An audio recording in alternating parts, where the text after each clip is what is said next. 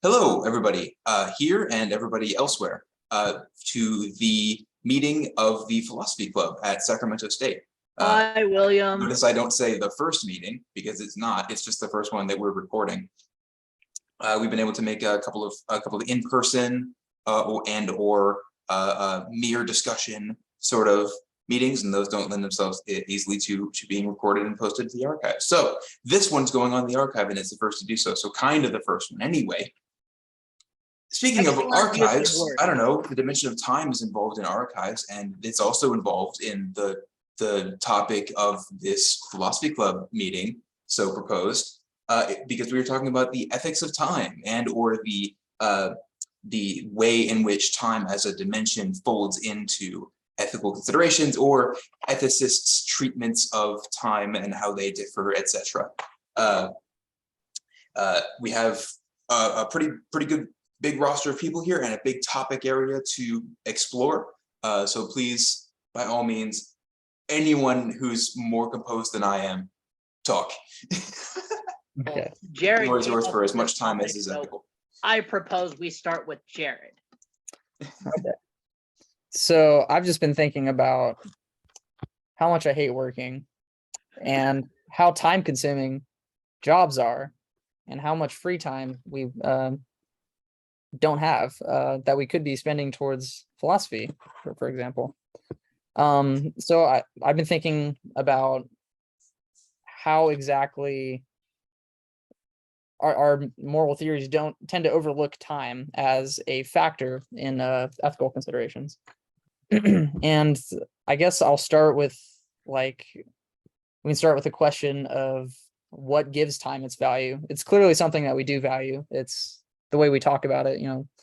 Things can be a waste of time. You can get accused of time theft. You can think of a million different ways.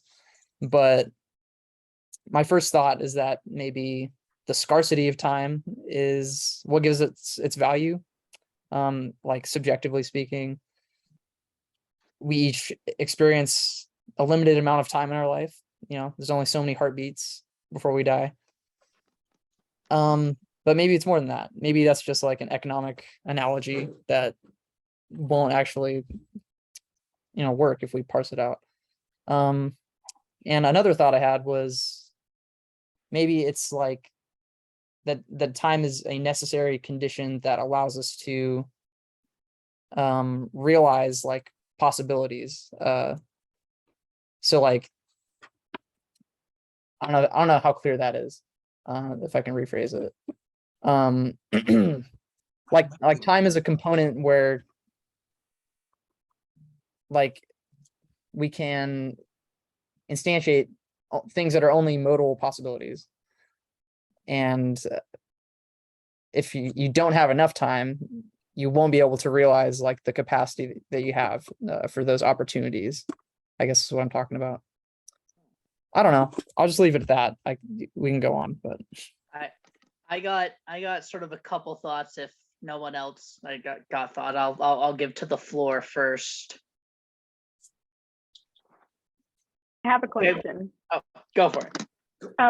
Are we talking about time subjectively, as in it's something we impose on the world, or are we saying time's real? Oh, that's interesting. I was going to mention as well. Time what? What's that? You said time through? Is time real, or are we just imposing it? Yeah. So there is this tension, right, between a kind of reality of time where what we're looking at is like Einstein's relativity and the subjective experience of time, or the way it's psychologically valuable, I guess.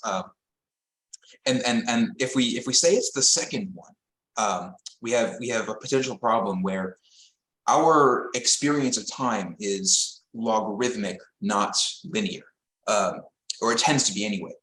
We place less of a premium on our time as we grow older, which makes sense psychologically. We have experienced so very much time, it no longer seems as precious. And the older we get, the more we're willing to take our time with stuff in general. But also, the older we get, the less time we have.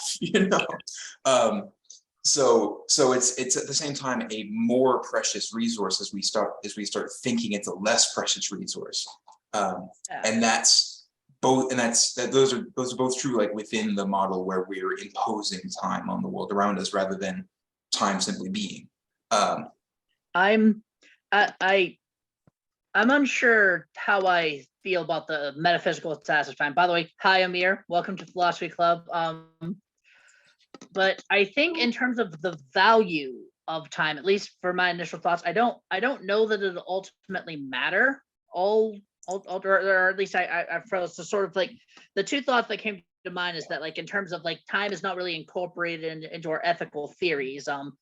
That's true, but like it is incorporated into like critiques of ethical theories. One of the strongest critiques of utilitarianism is that the utilitarian calculus on doing a utilitarian calculus says that you shouldn't even try to do it. We're terrible at it. It takes way too much time, so you shouldn't do it. So utilitarianism says you shouldn't do utilitarianism. So it creeps in there a little bit, but like why I think time is value is, I think you're right, Jared. It's not just its scarcity, because it's like, I don't know if like lint out of my belly button is probably a scarce, ideally finite resource, but who gives a shit? Like scarcity is a necessary component for time's value, but not sufficient. But sort of like what sort of makes time wasting is that I don't know, like time is valuable because like life is ideally or supposedly valuable. Time is what we do with life or something along those lines. I'll stop rambling.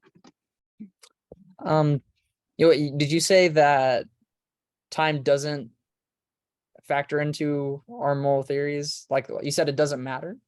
No, you had mentioned about time not factoring into like moral theories don't really account for time, and like critiques of utilitarianism does.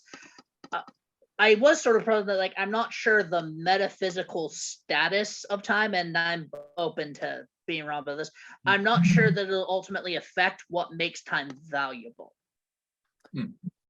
I mean, yeah, I'm just thinking like if we're gonna have an account of what makes time valuable, I think it would be important when you start making like more nuanced decisions about like how much time is needed for certain like political things. Like we were talking in class the other day, or after class, about the use of like probationary periods for like immigrants, things like that, and how they, and like term limits, those sort of things in like the political realm. Oh my gosh, incarceration is time indexed as well. Like your debt to society is paid with time. So when you start having like these amounts, time shouldn't have anything to do with incarceration, because we really need to rethink what incarceration means, like drastically. Because like the idea that is just that our current ethical theories have a particular treatment of time that I think will come away with the idea that they're insufficient as they stand. Maybe time is completely absent, but it's like it's not there enough, or it's not there in the right way. Like in those theories, in the form of them. Sorry.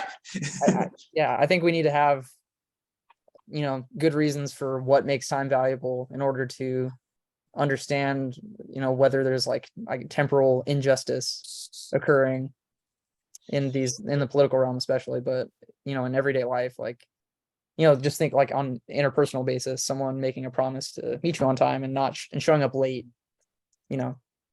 is a I have a question. Would we say that time is intrinsically valuable, or do we have to give it more meaning? I don't know. I don't think it's either. Yeah. Like I don't think time actually is valuable. I think that it equates to something that happens regularly enough that it coincides with time. A heartbeat happens a certain quantity of time passage, but that's not what makes a heartbeat important. And so I don't think it's intrinsically valuable, and I don't know that it's valuable. Well, I would say that would that be extrinsically valuable if it applied to something else? I do Wouldn't it think be that there, instrumentally valued?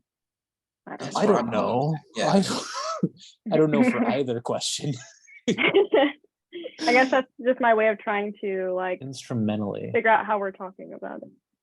By the way, Kaylee, you don't have to raise your hand. Just interrupt. Oh. me. This is what I. I don't like interrupting people.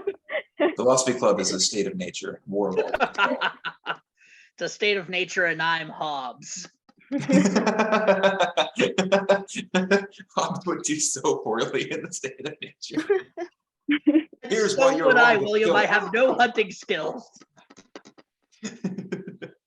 I mean, yeah. I don't think that it has no value, because without factoring in time, like certain things can't happen without, a period of time to like let them culminate. Like it just seems wrong to me to ignore it. And also, like, if you're considering, like, I realize people don't talk about patience a lot in moral philosophy as a virtue, but that's another realm that could possibly be explored, where time is valuable in itself, like, just the act of waiting. What kind of example for like a time passage example would you say is like important? We could do waiting, but is there something else like The first thing that how came to wine mind, cures? Or yeah, not cures, but whatever ferments. or What do you think? pregnancy is the first thing Yeah. that popped in my mind. Oh, Yeah, I mean, I got too close to that when I said heartbeat earlier, and I'm like, "Ooh, no, I don't vibe with that." But all right. So pregnancy are those 10 months important because of the 10 months passing? Like, No.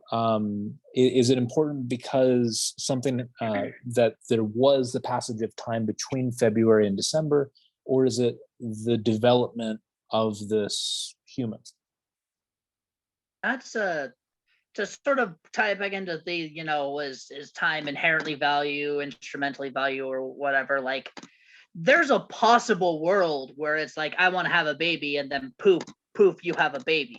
But that's not this world. And you could probably argue that, like, life is intrinsically valuable, and life in this world, human life in this world, just happens with time. It doesn't happen instantaneously. So it's sort of, time is embedded in the thing that possibly or quite probably has intrinsic value. Yeah, pregnancy probably isn't the best example. Like, probably think of a more, like, a moral.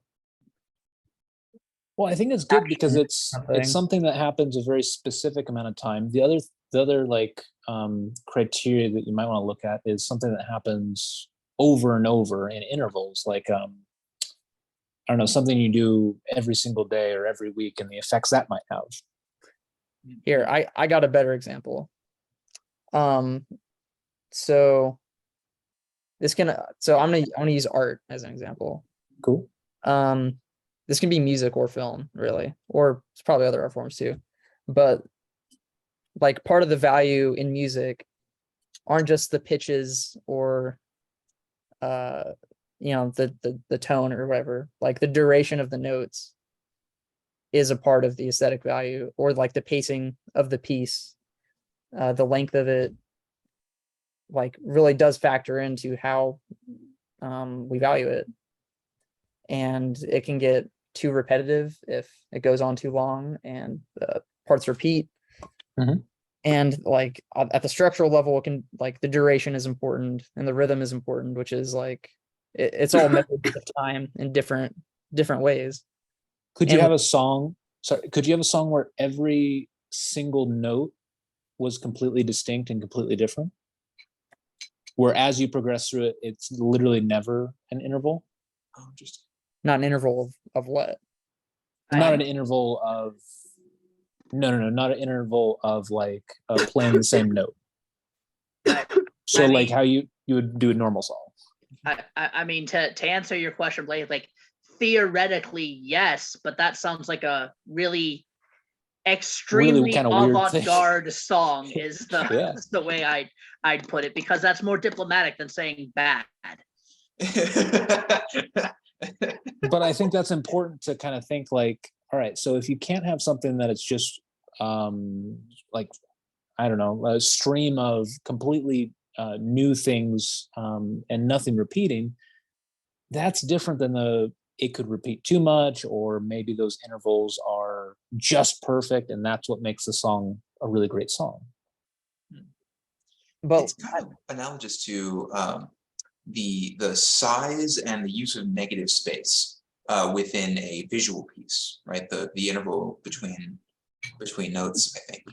And if that's the case, then you could have it could be a different sort of perfect for every song. There's like a perfect version of a song where you wouldn't want to make more negative space in a painting that's got a right amount of negative space. But you wouldn't want to have less either. It's got value in its current articulation, or in its, I don't know, in the articulation that we like best, maybe. yeah, like I do think it's like subjective. I'm not going to say there's an objective way to cut up time in in music, but it's definitely a very important factor. Like I think music is a temporal art form at the end of the day. Like it does, yeah, it's sound, but it's like rhythm is very important. It's like the core, at the core of music. And pitches at the end of the day are just faster, like a pitch is just a faster That sound wave going faster, yeah, or slower vibration. It's all time. So it would seem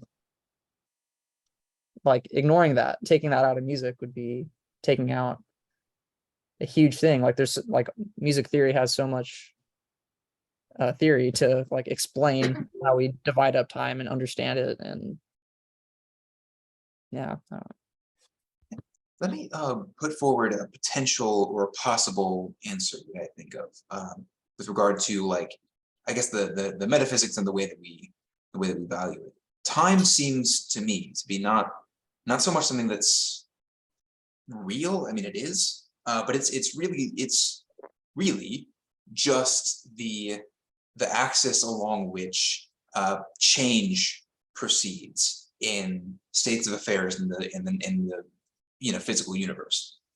So we measure the passage of time by what changes, and that's not just a measurement. That's like actually what time is. I will put forward, even if I'm not completely convinced of it.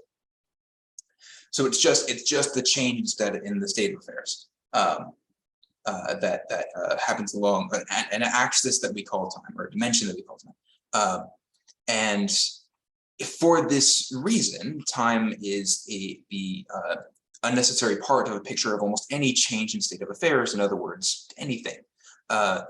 There is then a way of viewing time where it's a resource that we only have so much of, and that is instrumentally valuable, but instrumentally valuable in a way that we can't really escape. Like if you had if we had vampires whose experience of time was very, very different, they might reasonably give a challenge to our ideas about how time is valuable exactly, because they theoretically have infinite time in which to be alive and doing things, observing and making changes in the states of affairs. But we don't, and we don't even know how finite our time is. Again, as a resource used for other ends, which is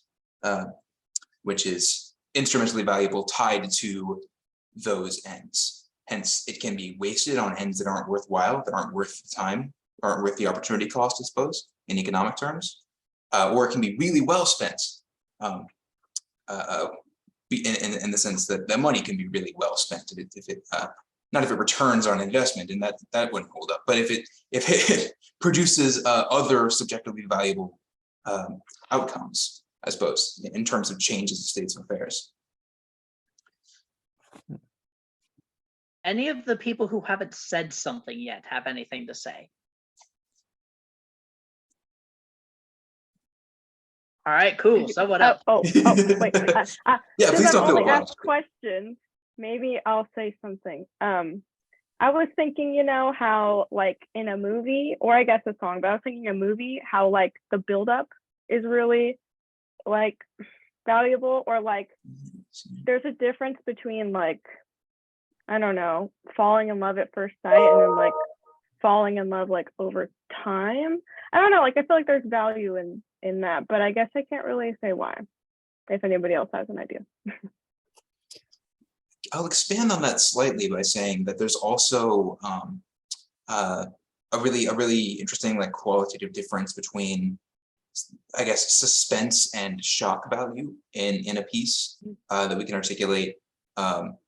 If you, I can't remember who this would attribute to, maybe Alfred Hitchcock, if I remember that name correctly, who said, if you place a bomb under the table in a scene and it goes off with no prior warning, what you've created is a momentary shock in the audience. That can be great, but it doesn't last very long. You know, you now have an explosion that's happened in the story, and you have to account for that. Yay!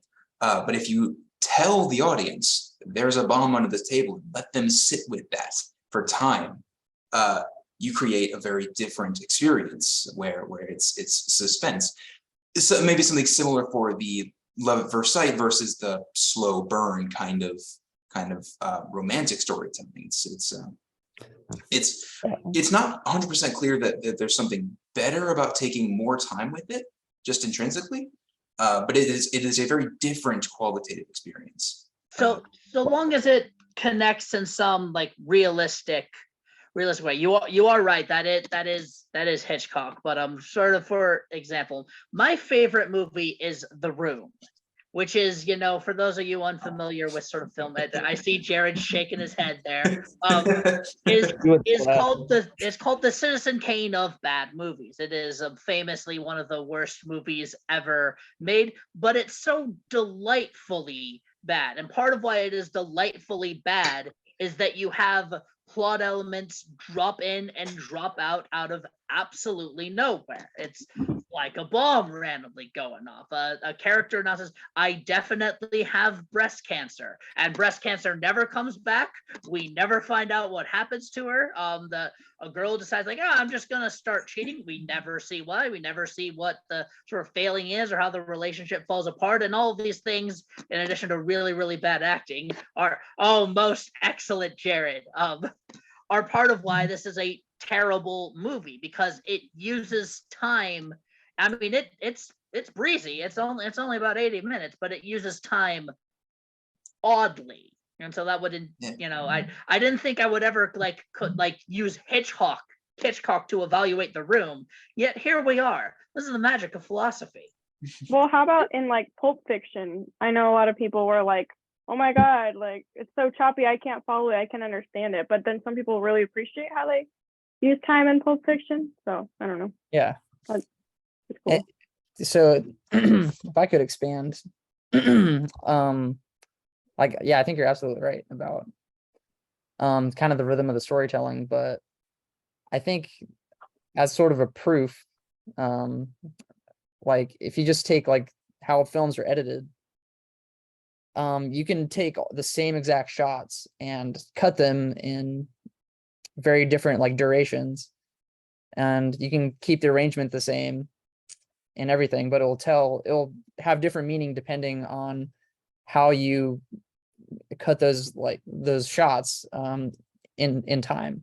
So if a shot is in a super rapid sequence, it'll be meaningless. If it's really slow, it'll be, you know, very boring and like difficult to follow. But you can arrange the same exact shots in a way that like enhances the meaning, which is what editors try to do. And I think that just kind of shows how important the element of time is itself, because there's nothing different. It's like the same exact shots they're using, but tweaking the time that you show the shots in a sequence like changes the value of it, if that makes sense. What I'm gathering, and maybe I'm imposing my own imagination here a little bit, but like it seems like time is always part of the picture of why something is is valuable or meaningful. But it is never the entire picture. It's never, strictly speaking, time that we value or that we're perceiving as experiencing as having value. It's the things to which time is tied, such as the impact of an event in a story or something. And so like maybe something likewise for a human being or a human's life story, where the sort of amount of time to be dedicated to something is what we should want it to. We should want it to sort of match up with the value of that thing, whatever it is. So your whatever, if there's a task that you really like to do, you naturally want to spend more time doing that task because because more time you spend on it, the more you kind of appreciate. But you don't want to spend literally all your time doing that task. It's not, there's not a one-to-one relationship somewhere in here. Because if you were to do that, the task itself would cease to be meaningful, cease to have its special qualities. So and I suppose you need time to sleep as well. So I'm still leaning toward time being instrumentally valuable, but it occupies an interesting the weird space of being instrumentally valuable pretty much regardless of external circumstance. Or in all of them. I would push back slightly. You said, you can't just sort of like do this task, and just only do this task. It would sort of lose its value. As an autistic person, I can do the same task over and over and still be getting a lot of value out of it. Like if you just told me, Daniel, all you can do for fun for the rest of your life is play fantasy basketball, I'd absolutely have a great life and I'd win my league every year because I'm putting in way much effort that everyone else. I see that look, Justin. We'll see who wins here. So I mean, but maybe I'm just weird. A thought that I've never had before, that I might be a bit atypical. Hello? Hi. Yeah. Hello. Okay. You're on. What's good So- over here? So hello everybody. So I like the idea of playing with time as like similar to art and the art forms and its various mediums. And I was thinking we could compare time itself to a medium in its intrinsic value, what we do with time, how we fill time, or I guess sort of like a canvas, but that's always flowing, how we fill the canvas, with either the negative space that we use to say like relax or, downtime. And then you've got the stuff you fill your experiences with, like, social time, education time, creative time, etc. And then time as a collection of events in the very end will just be a beautiful picture. You're so close to space-time. Yeah. Like you were so close. It was right there. Like, Oh, it was right there. That Bob Ross on there on that shirt there, beer. Absolutely. it is, yes. Love that. So Close yeah. to Space-Time is my other novel. I don't know what it's about. It's a rambling nonsense piece. By the way, Amir, compliments to the beard. Looks excellent, good sir. I bet growing that beard Thank you. took a lot of time, didn't it? It did. And, some of that time I used trimming it, And at the end of the day, that collection of growing and trimming makes a beautiful ass beard. Excuse my language. Cut that out. Yeah. We don't edit these. It's going Fuck on the shit, internet. piss balls. So what about a book and like how a book's plot kind of it's not timed to anything, like no one reads at the same pace, but there's still sequence of events that's in a very ordered way, just like music or the negative space in art. Yeah. What There's is still- that? Yeah, what is, and maybe this will, Jared, since I know you've studied film and art, and maybe Shalaja too, like what is the difference between sort of like pacing and time? What I mean, pacing is certain I don't know, measurement of time. Have you seen the movie Whiplash? No, I don't think so. Watch Maybe. it. You'll come away with an understanding of the difference between pace and time. I mean, pacing is just kind of a part of the rhythm of time. It's But pace is more personal than time is. Time is like more objective, whereas space is more subjective. yeah, there's like there is an objective way we can look at time, and there's a subjective way that we experience time, which are two different kinds of time, or ways of talking about time. Like the pacing of a story is not going to be following a Yeah, clock. but like if you're specifically talking about, say, like book, or like, you know, reading, the pace that you read at is like subjectively experienced versus you know, the time, which is the same for everyone. Similarly with like music, the pace is the pace that you're playing at, versus the time is still like that same block of time that you're gonna get, right? The time is the rhythm playing behind the music, right? It's there regardless. But Yeah, I don't really know your too much pace, the about pace is like section what to talk you're about putting. this. The pace is what you're putting on it yourself, right? Well, are you talking about the pace, like, you know, the pace of you reading, or the pace of like what's in the piece? Because like there's like a tempo in music, and then there's like you know, I mean, we're just speed at tying which you recurrence of events to different recurrence of events. Like if we wanted, go Go ahead. ahead, Blake. I was gonna say, if we wanted to get to like the most objective example of time, would you do like a radioactive clock? Like, this is so reliable that we're going to base it on the decay of this material. I feel like that might be, but if we took that as a starting point, it looks like we would just kind of tie everything else based to that. And so that's our rhythm of our music is literally just a relative. Oh man, I'm not able to say words today. No, I'm trying to say relativancy. Nope. It's a CY at the end of relative. I can't do this. Relative valence. But I don't know. I'm gonna think about this later. Relevancy? Relevancy. Holy moly. Yeah. Yeah. Oh man. But I'm what- tired. I mean, Good. Me I too.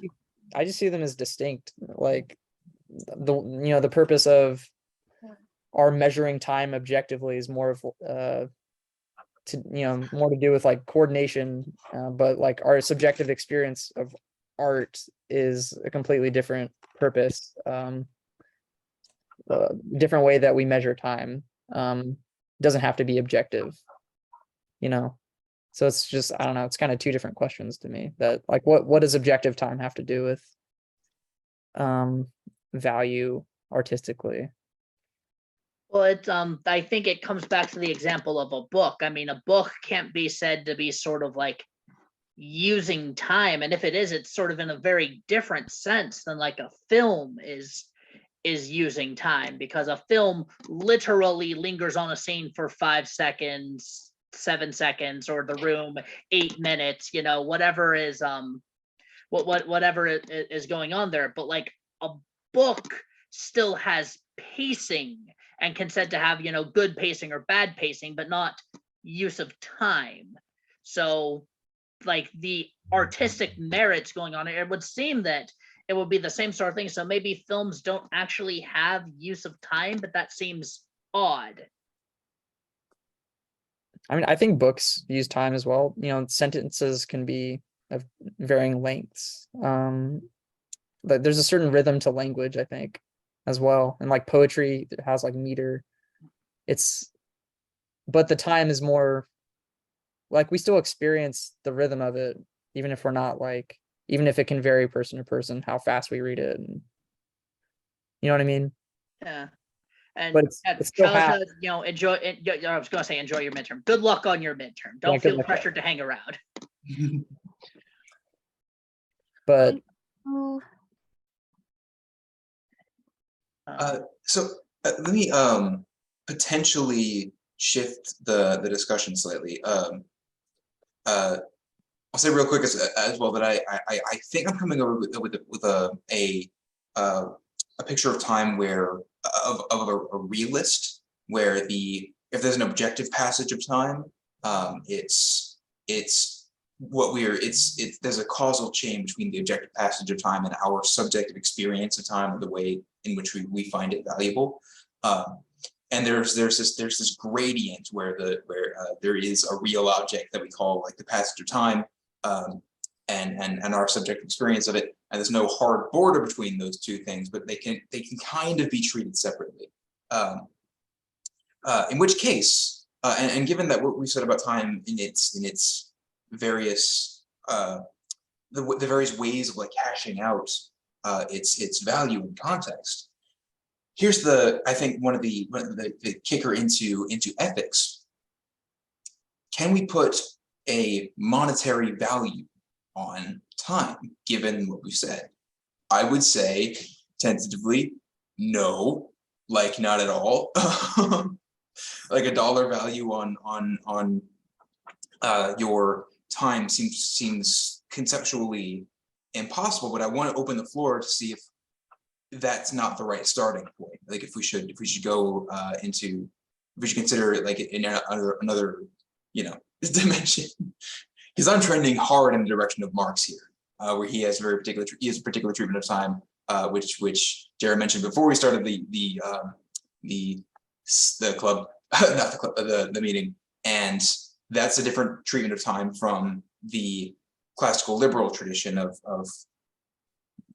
Hobbes and Shaw, whatever. I don't know about you, William, but my time is worth $1,000 an hour, and I will be sending you an invoice. Just William, though. The rest of you get it for free. So if I may answer back to what Amir was talking about real quick, we're trying to touch on real quick, which is the concept of space-time. I think that Einstein was kind of onto something there. I think looking at time as a like co-existing concept with space is a valuable tool to understand time. If it to just touch on what Blake was saying, I think seeing where something is in a three-dimensional space at one point in time versus where it is at another point in time is maybe more reliable than a radioactive clock. Because another thing that I think we need to throw in is how gravity can warp time.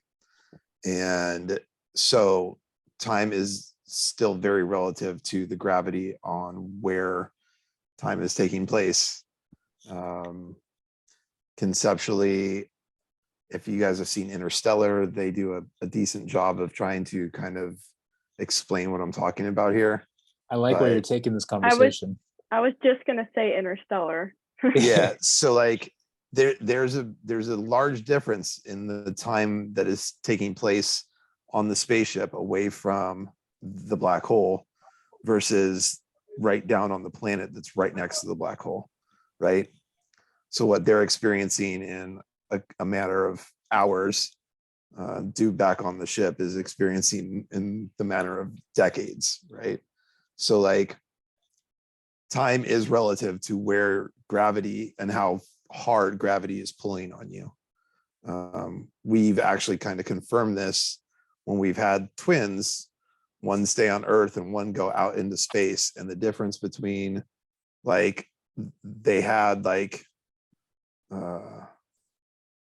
biorhythmic clocks, I don't know, like set to each other. They did like crazy scientific tests on the Kelly brothers that are astronauts. One of them is a senator now, to kind of confirm that this is actually taking place, that there's a difference between what's happening here on Earth and what's happening just in the like zero gravity that is taking place a couple miles into space. It's bonkers. Like, to me, it's absolutely bonkers. That we are basically able to prove everything that Einstein was able to do on a fucking like piece of paper. You know, he didn't have the crazy computers to help him conceptualize the shit like Stephen Hawking did, or like, you know, guy like modern day astrophysicists do. It's crazy to understand, like, to go back in time and think about what Einstein was working with and how right he was about how space and time kind of work together. And then, yeah, that's not even touching on like how do black holes really kind of warp space and time so far as to be the most powerful gravitational forces in like the universe, and how we can see that there's one at the center of every. So I'm getting like really into like crazy philosophy of like space itself, because space and time are so completely intertwined. It's hard for me not to like make that jump with every part of the conversation that we're having right now. So I will leave it up to the rest of y'all to jump in on that. Well, the most powerful gravitational force in the world is actually Giannis Antetokounmpo of the Milwaukee Bucks, who is on my fantasy team. But beyond that nonsense, we shall now defer to the actual intelligent people here. So if you were to take a clock, right, and you tie it to a rocket, and you look at that rocket in a telescope from Earth, and you have it timed to your same clock here, you're going to see in that telescope that they're at the same time, but that clock is going to actually be much later, right? Because where it actually is at that time is far further than you have in your telescope. And so you have that transition between space going that way, and it's increasing in space. And my view of it is slower because the speed of light has to hit that thing and come all the way back to me by the time I actually make my reading. And so they're going to look the same. Wait, hold on. Yeah, they should, right? There's a point where they will look the same, right? Like you can train your telescope to look at that point where the speed of light is matching the difference in what the clocks will say based on how distant it is away from you. Like you would just have to train your telescope to look at a certain distance. Yeah, but as it's moving away, it would get slower. It would take longer for that clock to say, you know, if it says 1 o'clock for me, it's going to take longer for that to actually come back to me and say 1 o'clock than when I see 1 o'clock, as it gets further and further away. So like you this is how GPSs work, right? Like, so there's a slight difference in the bouncing back of a laser signal to multiple like satellites in space. And it's actually the time that is measured between the ping, more or less, between the triangulation.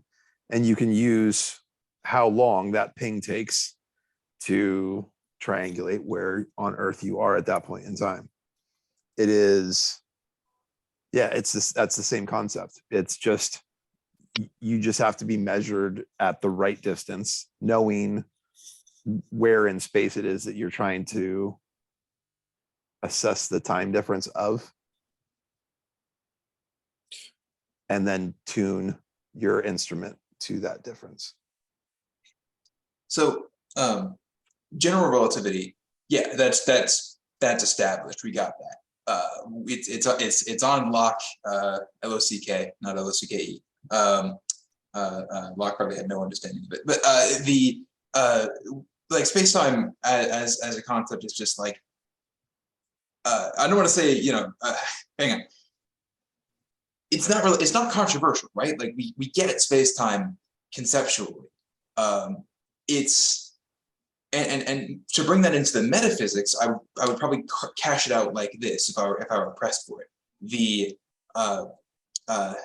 time is one of 4 dimensions along which things in the universe change. There's some change in the state of affairs, and it can be understood completely in terms of up, down, left, right, forward and back, and precession through time. So displacement along any one of those axes can be parsed out separately, including time, but like none individually will give you the picture of the change that actually occurred. So yeah, metaphysically speaking, it's just space time, and physically speaking, it's just space time. There are first order like engineering differences, I think, between space and time. Like we look at and we develop functional theories that understand displacement in space as being different from displacement in time and treat them differently mathematically. But that's just so that we can build things like GPS. So it's not actually, they're not actually different things. So yeah, let that inform like the way in which we parse out how and exactly where time is valuable, because it will have to do with things like the relative traveling speeds of 2 bodies. In the example that I think might be in Interstellar, but is also just imaginable in general. If I'm traveling close to the speed of light, I'm experiencing a much slower, precession of time. I mean, I'm experiencing no difference, but like the Earth will age significantly faster than I will all of a sudden, right? And what that will mean to me is that time is a lot more subjectively valuable, even though I'm experiencing subjectively the same thing, because I know that everyone I care about is aging faster than they were before I started traveling at this speed. I know that everything on Earth is changing significantly faster relative to me than it was before I started traveling at this speed. So all of a sudden, like without any change in the subjective experience of the passage of time, because space-time is a thing, the things the things I actually attach value to have changed significantly along this dimension. And what that suggests to me is that it's a time remains this instrumentally valuable thing rather than innately valuable, let's per se. But it's space time really, and it's intimately tied with everything else that we find valuable, because everything obviously takes place in space time.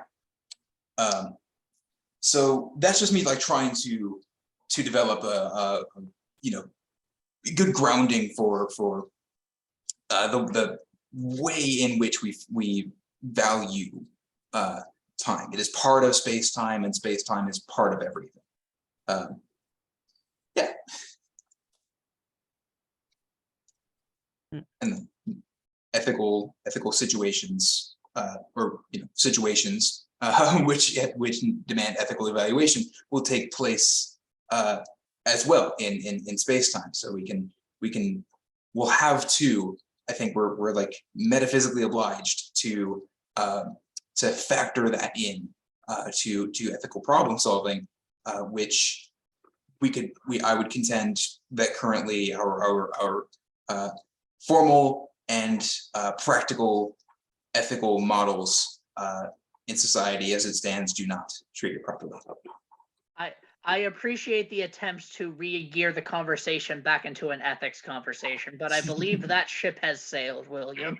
This is now a metaphysics conversation. I mean, they talk about that a lot though already. It's the ethics that's interesting. There's a lot of metaphysical discussion of what time is, but I think we should stick to the ethics. if anyone has anything to add, maybe no one does, but I'm just trying to figure out whether there is intrinsic value to time and what that Well, would.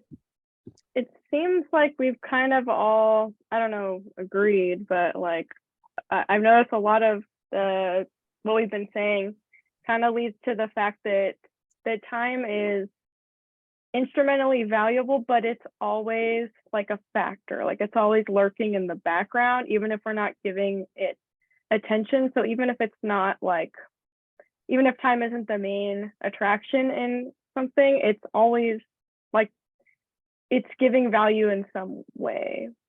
So I think it's instrumentally valuable, if that makes sense. The thing that I can't strip away from is that like time is what happens when we're doing stuff. Mm-hmm. So like there's no way to kind of decouple that. And so like I don't like I mean like is the stuff we're doing inherently valuable or instrumentally valuable? Well, that's really going to depend on your ethical theory. True. Yeah. And whether or not you're a decent human being. So I just wanted to say that I think there, oh damn it, I just lost it. Hold on a sec. I have a thought too when you're after you. I'm gonna go, okay. Suppose you could do everything that you'd ever want to do to live a good life in the span of let's say a month. Would that be as valuable as, like, would rushing it diminish the value? Like, say you have all the same content in your experience, would it be less valuable if you only lived for a month? So now you're talking about click. There we go. That is a deep cut, Justin. I appreciate it. But to that end, like it depends on what all I find to be a valuable good life. If I want to, fall in love and raise a family with someone, that we are somewhat constrained. But like if you could, I guess I sort of see your point, but at the same, I was like, I don't know, like there does seem to be some things that sort of like part of the reason why they're valuable is the fact that they sort of, sink in over time and would seem to be less valuable if they happened in a blink of an eye. So I don't know if that answers or refutes or confirms, or I'm just gonna stop talking now. Yeah, I'd like. Okay, I remember what I wanted to say now. So I just wanted to say that I think we are attaching some increase in value with time. And I just wanted to say that I think it might be better to think of it as just time is value changing, because I don't know that it's necessarily going to always increase the value of something. I think there are definitely situations where you could say that it decreases the value of something. The first thing that comes to mind is put a piece of metal in seawater for a while and see what happens to it, right? Like it is going to deteriorate. And I don't think that you would say that time is doing any favors to that piece of metal, right? So I think value changing might be a better way of conceptualizing time than necessarily value enhancing. Yeah, it's value laden is for sure though, I think. Can I complicate this slightly? So this thought experiment of doing everything. Yes, you can. You are allowed. You are allowed to complicate this slightly. I mean, I was going to regardless. Was that a rhetorical question, William? I'm autistic. You have to lay these things out for me. So this thought experiment where hypothetically you do everything that you would ever want to do in a strictly action-oriented way, and just having the effect that you want to have within a month versus over the course of the rest of your lifetime. What's kind of interesting about that is that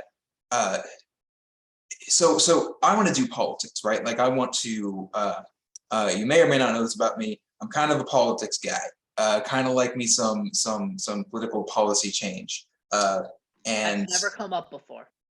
No, I never talk about it, but it is a dream of mine. And to see policy and practice changed in the world in such a way that increases human flourishing.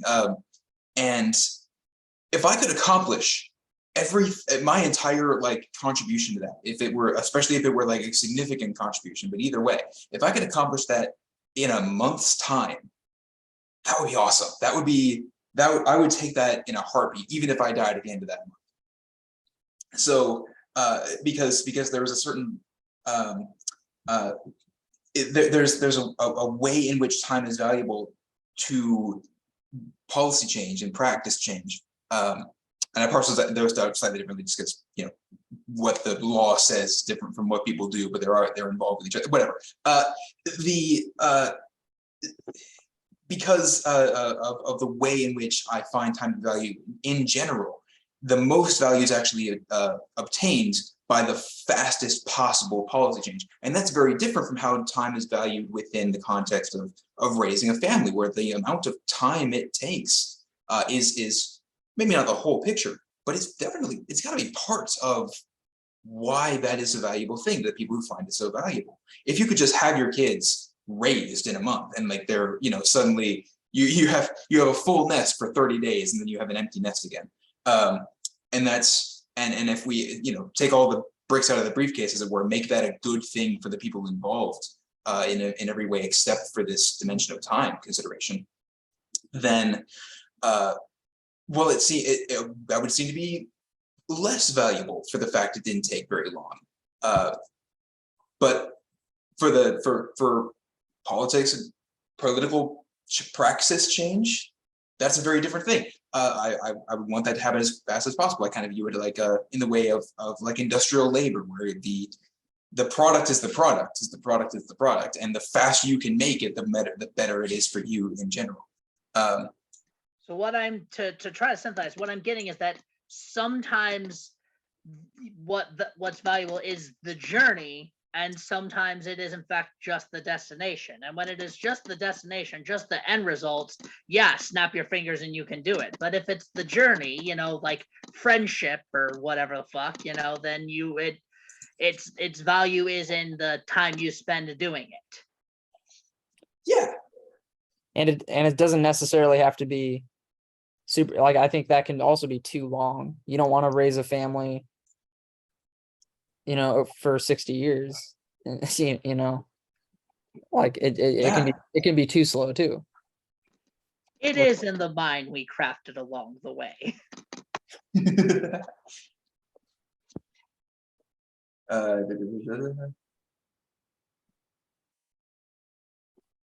Oh, nope, now I gotcha. Sorry. I was gonna say we get the hang Video time game puns going on in the while chat. William reads chat. So I just want to ask a question real quick. Kaylee, are you taking notes because you're gonna? I am taking notes. Yeah. Bless your heart. Wait. Are you going to use these notes for like an extra credit assignment? No, I just Oh. like to take notes. So if you guys want them, I can give them to you. I just like Wow, to that's remember epic. what we talked about. Maybe I could be the group recorder or something. I don't know. That'd be cool. I second that. The Philosophy idea Club that has two someone duplices and a values secretary. the idea that someone values anything that comes out of my mouth enough to write it down is just genuinely flattering. I just like Seconded. to have it.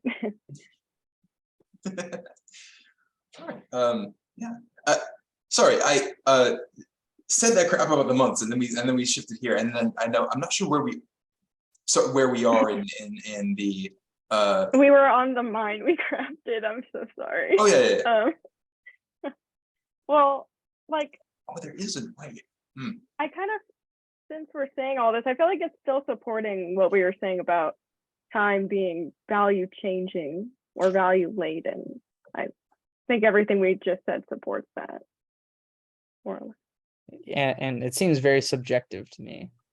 You couldn't universalize this. Most, you know, these rhythms, I guess you can call them. I feel like, yeah, people value it differently. I want to draw attention to something. we've done a number of these roundtable discussions and these sorts about a lot of different subjects. I think this might be the first time where we've ever actually reached a consensus about something, and that's fucking amazing. I have it on paper. Huzzah. I think this is the second philosophy club meeting I've been to. The last one was in like 2020. So It's Okay. and if we could produce all the same thoughts in a few seconds as opposed to over the course of many hours, many meetings, would those thoughts have the same value, and would the, what's Yeah, ethics? another That's right. thing, I think I mentioned this in the first thing I said, is just like time can be a constraint kind of that prevents us from pursuing other possibilities. So Yeah. I think there's value in, like reaching certain milestones sooner rather than later, because you have more of a capacity to do other valuable things, which is another thing to consider. Is like this opportunity, total like constraint. economics has a very bespoke understanding of time in terms of like opportunity cost and stuff. Mhm. But it's conventionally economics uses a very cold calculus where everything you do is not tied to the way that time is valuable, but tied to the way that like labor is valuable, and it's valuable for the product, for the product labor can produce, et cetera, et cetera. So like, I'm not satisfied with opportunity cost, but I do want to put that out there. That is very much in the zeitgeist, I guess. I'd just like to point out that what are I always get like, economists. What are economists really but philosophers that really like bar graphs? Like for real though, like economists. That's Economists. yeah. Yeah. Anyways, I hate that word. Economicists. I was yeah, exactly. Like so yeah. They're just doing philosophy, man. Like at the end of the day, they fall into like one of two major philosophical camps, and like it's kind of how they see their like normative version of what the market should be doing, right? I am not a fan of economists because I feel like they leave an awful lot on the table that they should be factoring in that they don't. Like all of the stuff that we learn in philosophy that has nothing to do with economics that needs to also be factored into how markets work. Unfortunately, every aspect of human nature falls into how markets work. And if you're not thinking about every aspect of human nature when you're thinking about markets, then you're really not thinking about markets. I spent a semester in an upper division economics class last semester, and it was enlightening for that. Like that reason was very enlightening. I'll just leave it at that. Yeah, it always seems to me like humans are sort of the last concern of economics, like the human being at the center of it. Definitely, like behavioral economics is it's just philosophy. That's all. It's economics that understands that like people are people, and at that point you're really just making philosophy about the economy functionally. By the way, check the chat real quick. I have created the Discord server. Now we all have Discord. Huzzah. Unless you don't have Discord, then oh well, life sucks sometimes. I do not have Discord. Hold on, aren't you a gamer? How don't you have Discord? It's the gaming social media. Yeah, but I'm like a console gamer, not like a fancy PC gamer. I'm console scum too. Okay, I guess. I am also uncultured swine. Um, uh, Twitch exists too, by the way. So like, it's not just Discord. I don't know if you're like like if you're a video gamer, that's like way more important, right? That is true.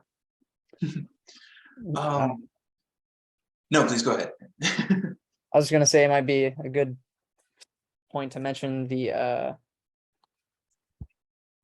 just the way our economic system contains temporal injustice in the demands it makes on people's time, which I think is very obvious, but just thought I'd mention it.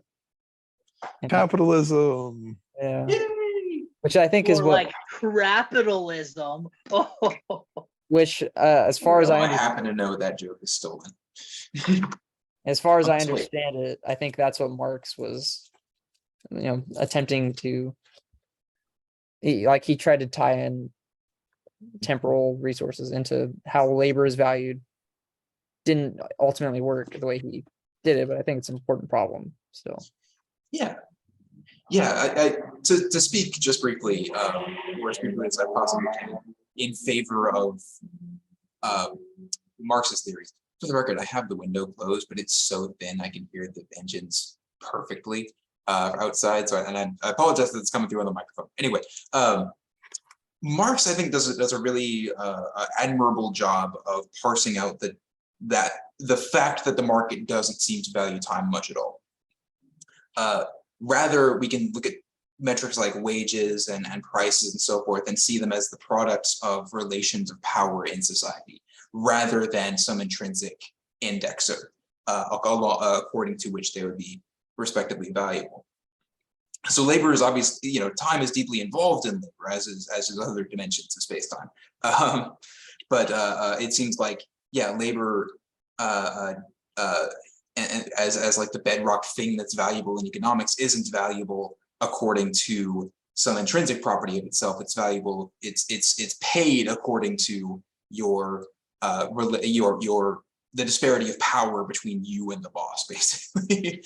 And Marx really fleshes that out partly by critiquing the way that our ethical theories treats time. It's very clear that it costs a lot to make money, and yeah, you can have injustices along those lines just because the way in which time is paid for doesn't match up with the way in which it is valuable. once again, my time is worth $1,000 an hour, but I don't receive $1,000 an hour from anyone ever, and never will in my life. Don't sell yourself short. You don't know how long you're going to live and at what point inflation And how bad is going inflation to, will be. yeah, boom, the dollar up to that point where you could make that. Oh yeah, oh no, OnlyFans? absolutely. I'm not, Kaylee. I'm not above selling feet pics. This is not. If we're on the topic of like how time is related to labor, I think we need to address that there are definitely two different sides of that coin, right? There is the side of how time is related to capital, and then there's the side of how time is related to labor, right? So like, I as a laborer value my time in a different way than somebody who is a capitalist who is allowing his money to multiply over the course of time. It's a very different concept of time, right? Like, we have to acknowledge that we're not working on the same fucking system here, right? I value my time because it's your time. Right, exactly. I value my time because it is what I am giving up to go to work. He values his time because it is how his money appreciates for him. He's not giving up shit. Like, he can do whatever the fuck he wants. His money is just going to keep making money. That's, my time is taking me away from my family. It's taking me away from my friends. It's taking me away from things that I would much rather be doing than working, right? And if I could just like throw in a piece of like learned advice in my time on this planet, I have found that it is more valuable to get what you need out of life at work so that you can enjoy the rest of life. Does that make sense? Like if you need to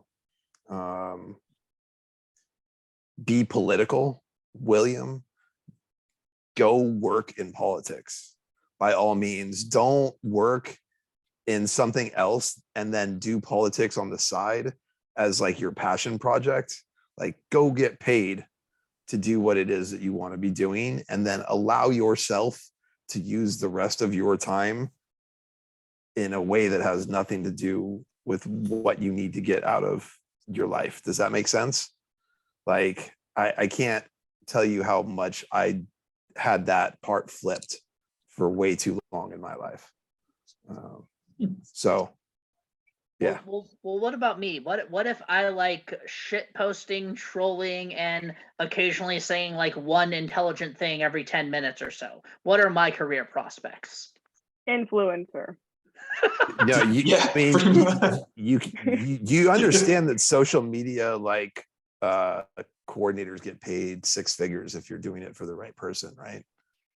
Like you could be like the state of California's like official Twitter account like manager, But and that does like You- being a social media coordinator does require me to learn TikTok, and that's the big one. That's the one that scares me.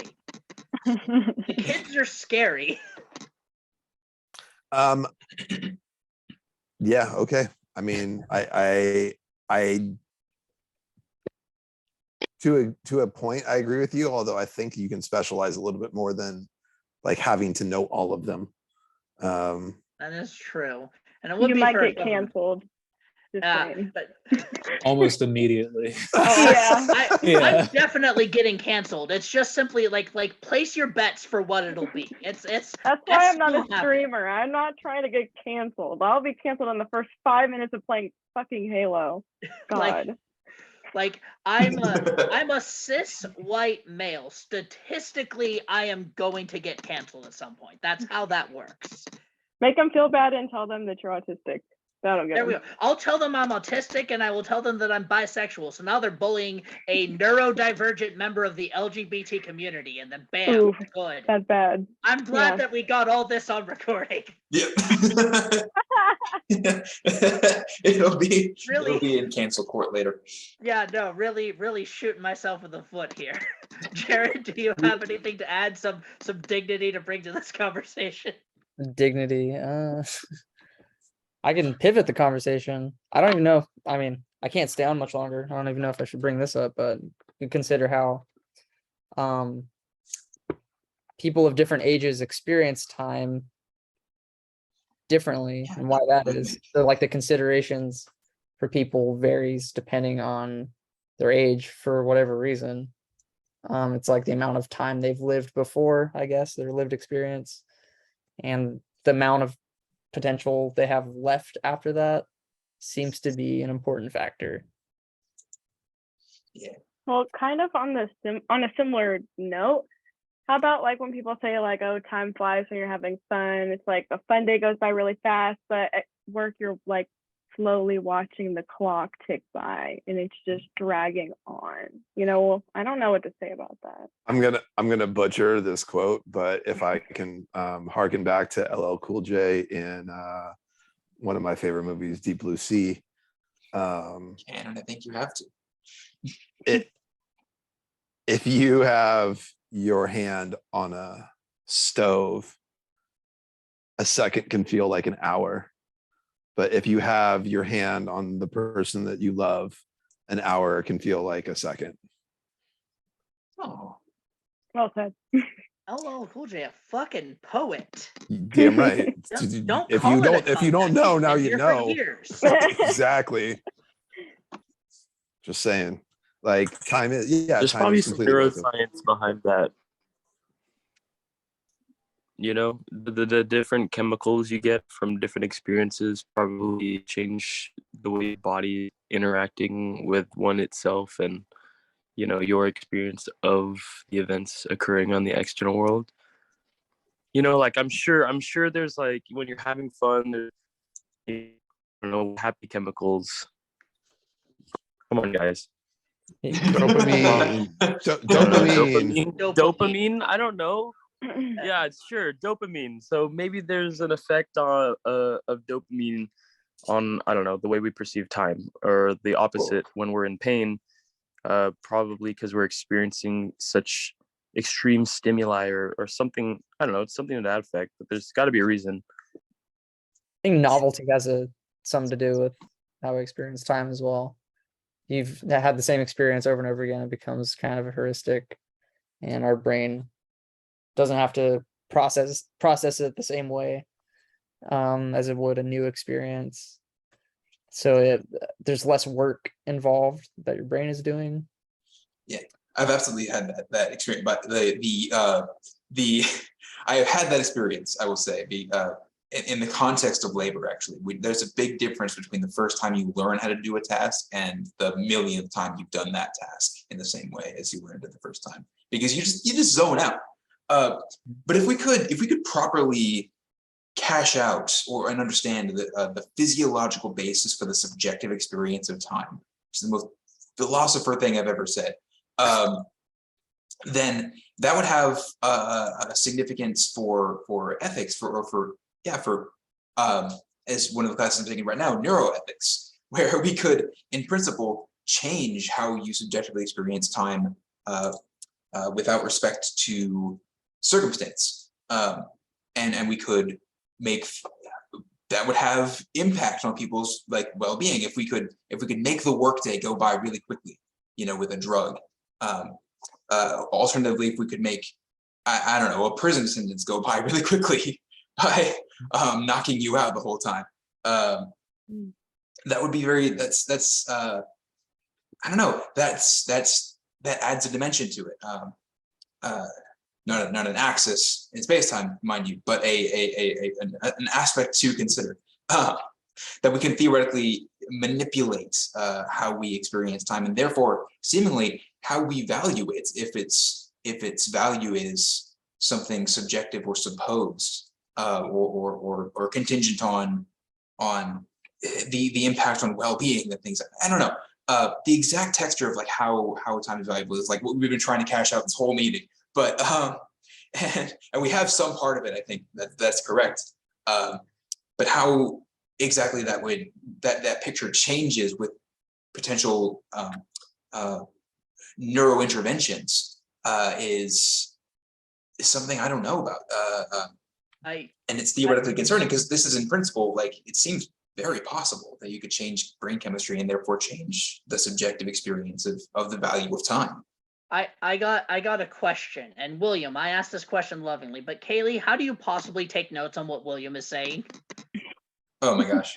Like that. I'm writing main ideas and questions and our potential answers.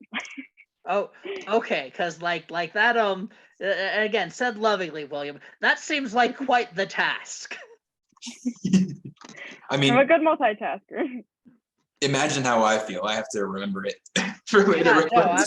Doesn't seem like it'd be easy for anyone. I think energy expenditure has something to do with it, Yeah. and how much our brain is active in perceiving time, I guess. But I don't know. Well, it's funny you bring up the prison sentence thing, because it's don't we want that person to experience their time in prison? Or is it just the passage of time enough? They don't have to experience it, but because I'm sure that once they're out of prison, even if they didn't fully have the experience inside, there will be, they wish they would have still had that time. So, now we're talking demolition, man. With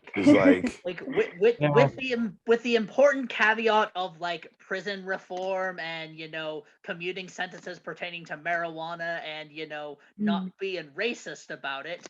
Yeah, I think generally we kind of want murderers and the like to really feel that. Mm-hmm. Yeah, but I think time would be folded into either a more punitive or more rehabilitative theory of criminal justice. Like it would be, you both would have to take into account. And I think for either theory, it would be a bad thing, seemingly, if we could attenuate the experience of time for the prisoner. It's either important to the process of being rehabilitated, or it seems to be important to the process of being punished. You know. Yeah. Depending on how we establish the value of time, could be cruel and unusual punishment. Such long sentences, because we kind of just go with our gut, you know, with these sentences. It seems like we've established these numbers. Oh, totally. But what is it based on? I mean, I do, you know, grasp that cruel and unusual punishment is sort of a legal idea, but in terms of like to nitpick the particular phrasing, which is, you know, we're philosophers here, it's what we do, like cruel and unusual punishment. Well, if it's pretty typical, it's not unusual anymore. It's pretty standard. Maybe cruel and standard as fuck punishment. Yeah. Well, just cruel then.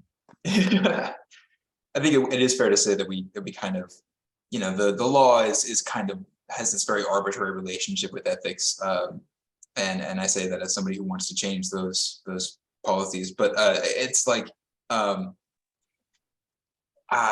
it's just not one-to-one. I think there's a case to be made that we derive a lot of our theories of criminal punishment from the perspective we adopt when we assume that we will never be subjected to criminal punishment. You know what I mean? If we make the assumption that by the time we're handing down a sentence, whomever we're handing it down to is guilty. And that seems like an okay assumption, as long as like the process up to that point is tenable, which it might not be. But we also make the assumption that like we ourselves don't have to feel very much empathy because this will just never happen to us. And that's a much weirder presumption. I think it's the same. It's kind of similar to the way that like someone who's in what we can construct as the capitalist class would value the labor of an underling. He values it for the product it produces, but from the particular like epistemic standpoint of assuming that he's not going to be labor, so he's not going to have to live on his own wage, I guess. By the way, I assume I like this idea of like saying, you know, the capitalist class key, but that's obviously not exactly right. By the way, Amir, I did see the article you posted, but it didn't have an abstract, so I'm like, okay, this is too many paragraphs for me to read right now. So I'm gonna check that out later. But I did see it. I looked at it. I just found like something after I thought of that. I was like, I'm sure there's something I could find. Oh, you know, if you know, if it's interesting. sorry.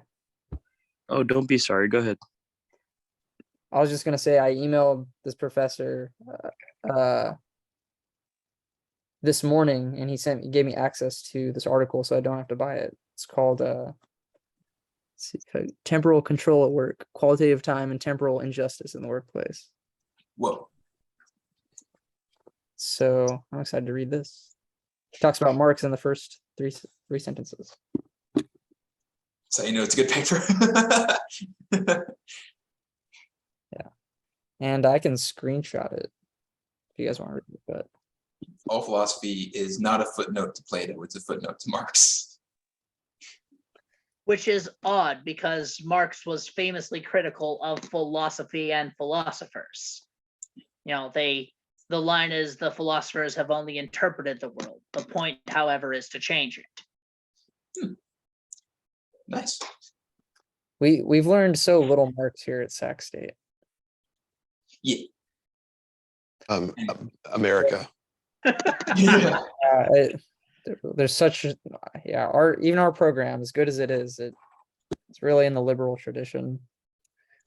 That's Unfortunately, fair, at least for the most part. I think we're examining like philosophers who've been this is how I'm tying it into time. So bear with me for a second. We examine in modern philosophy curricula, I think, the philosophers who have been very influential throughout history. We don't pay as much attention to philosophers who haven't been as influential. And the implicit assumption in there is that if you haven't impacted historical thought, or like consensuses. You haven't sold enough books, basically. You haven't been an important philosopher in history. And it wouldn't be useful to hear about unimportant philosophers in history, at least not when you have to triage time with regard to like the important philosophers in history. So if you haven't sold enough, or if you haven't been important enough, you can just like get left off of the curriculum, and that is kind of, I mean, that obviously doesn't really apply to the sort of, not Marx specifically, but like the Marxist tradition, which has been monumentally important in the development of thought over time. But it does apply, or it can be applied sort of accidentally or rhetorically. There's a, I have no idea what's going on in the chat. Sorry.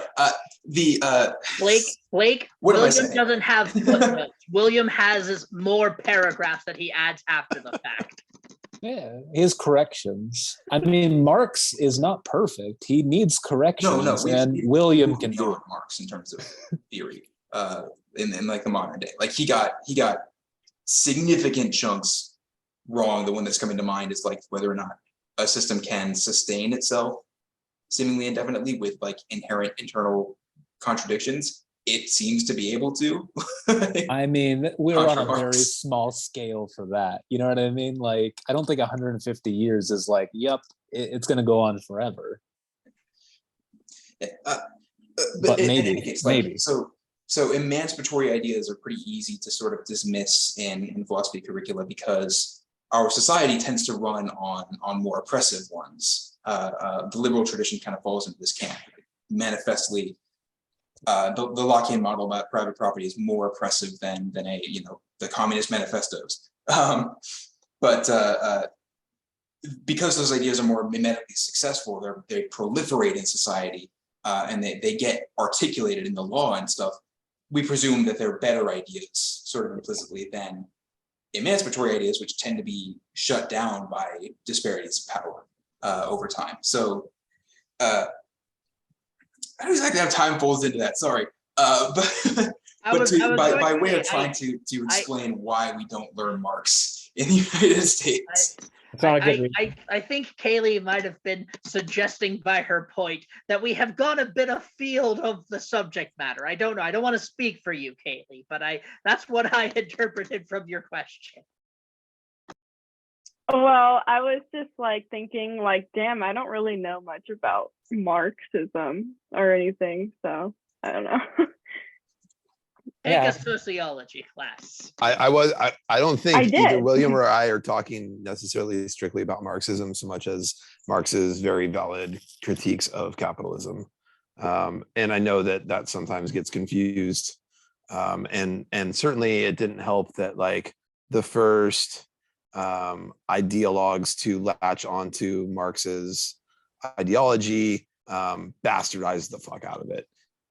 Yeah, that was not helpful to the cause. So like the idea of Marxism has certainly taken on a different connotation than I think either William or I were trying to, or Daniel for that matter, were trying to give Marx credit for. Like I think all of us would say that Marx has very, very valid criticisms of capitalism. To this day. And that's why I would say Das Kapital is a better place to start. Did than the we- Communist Manifesto. Have you guys all taken political philosophy here? Yeah, Kaylee, were you in Swan's class? I was, yeah, I Okay. remember you. But I think that was the first time I had you in a class. It's hard to forget having Daniel in the class.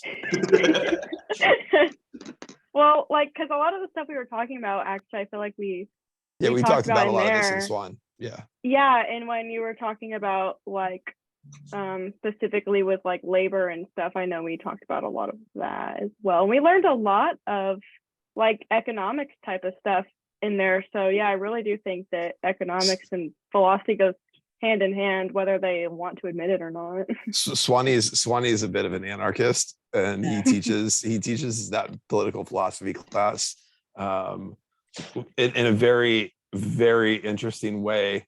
Yeah. based on what I know of his personal philosophy. Like, It wasn't what I was expecting, but oh, I loved it. I'm still here for it. Yeah. Yeah, right. Like, I I'm still loved here it. for it. Yeah. Yeah, it was good. We had And a good mix. We had a good mix of students, like opinionated students in that class as well. I think that added value to it. But I the wish time- I wish that it would have been. I wish that more students would have been on campus for a class like that, right? Because that, I mean, he teaches that in that auditorium for a reason. Like he wants big classes for that, you know. Yeah. To the point still about the relationship between economics and philosophy, I sort of asked Swan about it, and it was deliberate because having had several classes from him, he likes bringing economists into a lot of different things, and the way he phrased it is, economists put constraints on our dreams of utopia. That's what he views the relationship, which is that's a hell of a statement. I have He's coming here. so by many the way. thoughts. He's next. He's next on the docket. It's Wednesday at 6 in person. I don't know if any or everyone can make it Wednesday. It's at 6 Next in person. Wednesday. Next week Wednesday, 6 p.m. in person. For the archive, for the YouTubers, that may or may not appear on the archive. Yeah, if I can find a way to record it that's not like obtrusive, then I will do so. But don't count on it. It probably won't, but if it doesn't, you can use your imagination. You can listen to the other talks Professor Swan gave, and then use your imagination from there. Yeah, it'll probably be similar. But in any case, like the point that I will sort of try to, I don't know, hammer home for the audience is that different philosophical schools have different treatments of time that don't result from the base or that don't get articulated in when we discuss those philosophical schools typically. So like traditional or classical liberalism doesn't value time very much at all. Like there's no way you could explain or defend the idea that it exists a temporal injustice on like classical liberalism, because if you give your time to some task, it's because you thought it was worth it. Like there's no way of cashing it out otherwise. If it happened, it was ethically okay on the sort of liberal model, at least as I understand it. And it's ethically okay because you got something from it that was more valuable from it than the thing you gave, and that's the only reason why you would ever do anything. This is like the base assumption in economics. If you do something, it's because you are rationally pursuing solving your optimization problem. And this is all by way of classical liberalism.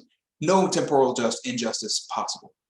In the emancipatory or socialist schools of philosophical thought, the anarchist school I think falls into this category, except anarcho-capitalism.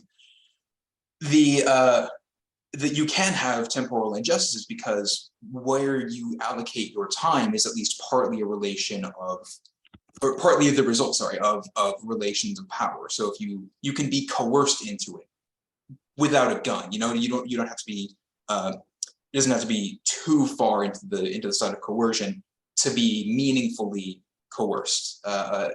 There's disparities of power involved here. They impact how you spend your time, where you allocate your resources, one of which is time. And that what that means is that you can have an injustice that pervades on this allocation that you make as an independent decision maker, because you're not really totally independent as a decision maker. So it's almost like this school of thought doesn't need to treat time directly in order to allow us to articulate a temporal injustice. And I think it's kind of interesting to observe about philosophical schools of thought, is that they have these like conceptual externalities, where neither talks about it, but one can understand it and the other couldn't apply. It couldn't treat it properly. Would we say maybe an example of this like meaningful coercion to spend your time a certain way is like you know, working a job you don't really want to work because you need money and you don't really have a lot of education. And so you kind of have to, even though no one's holding a gun to your head, but you need to eat kind of thing. Exactly. Okay. That's like, not only is that a good example, that's like the example. Yeah. It's I mean, other people will have sorry contributions to this area, so I'll shut up. But like it is the case, right? That like when you take a job, you are making a sort of calculation in your head, probably. You need money in order to live, and you need money within a certain period of time in order to keep your living standard how it is. You know, make rent on your apartment, for example. And what that means is that if you get an offer, if you go into a job fair and you get an offer, it's very risky to turn that offer down or to take extra time before you accept that offer, because someone else might jump in. Like your part of the picture here is that other people are competing for that wage, and they're just as desperate as you are, probably, like, or at least they think so. And so yeah, there's this way in which we calculate how to allocate our resources that's impacted by things like need and subtle social forces, like who's at the career fair is nothing you can control, for example, but it doesn't have to be a career fair, obviously. Yeah, there's these subtle impacts that make our decisions seemingly a lot less free when we actually articulate them and we parse them out, even though they remain sort of our decisions. And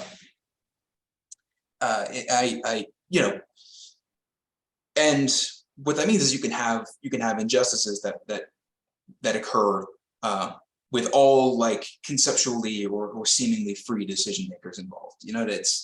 That's something that like I think Marx could understand. I think later writers in that tradition could understand. For some reason, I'm not able to name them. And like the traditional lens through which we view economics, which is sort of classical liberalism, everyone's a rational actor, wouldn't be able to understand. And so, yeah, like the way in which you work a job and which job you work and so forth, the fact that these are not entirely free decisions is something very important. And so you can have I keep saying this in the exact same way because I'm not imaginative, but like you can have injustices that happen in this picture, and it's kind of a bitter pill to swallow, for me at least. Like where I give my time seems hardly at all under my control, and I'm exceptionally lucky in terms of the resources at my disposal. I'm not like owner class, but not struggling too much either. But to interject with absolutely none of them, to Justin's point in the chat here, I will borrow a line. I'm graduating after the semester, which means everything the light touches will one day belong to you. Specifically next semester, when I'm no longer here running philosophy club. It will fall to y'all's shoulders. Not me, I'm graduating too. Oh, okay. Well, and Jared, you're done after this semester too, right? With philosophy, I'll be finishing my film degree next semester. Okay, well then you'll be around a little bit. Okay, so it'll be William and Justin, Jared and Blake, and maybe Amir. I don't know.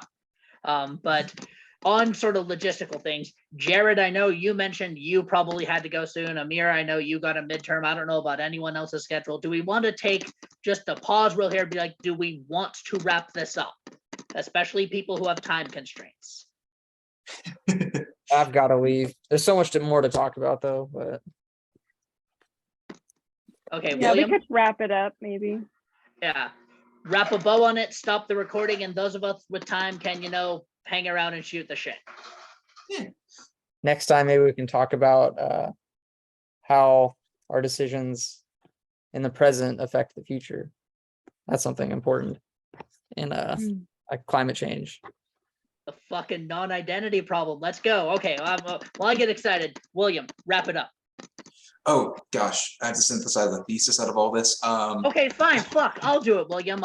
Thank you very much, everyone, for coming, for listening, for talking about time, for talking about, you know, the value of time, and ultimately we did reach a little bit of a consensus in there, but the conversation is, as always, ever going, and so we'll see you around next time. All right, William, stop the recording. Cut.